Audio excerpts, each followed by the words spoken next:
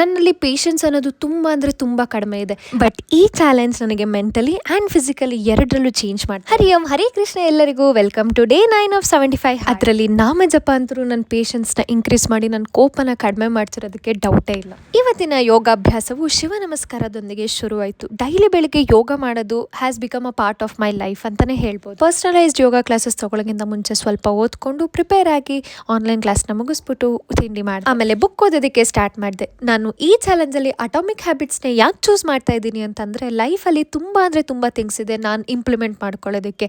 ಅದನ್ನು ಈ ರಿಯಲಿಸ್ಟಿಕ್ ಆಗಿ ಮತ್ತು ಈಸಿ ಫ್ಯಾಕ್ಟ್ಸ್ ಜೊತೆ ಎಕ್ಸ್ಪ್ಲೈನ್ ಮಾಡಿದ್ದಾರೆ.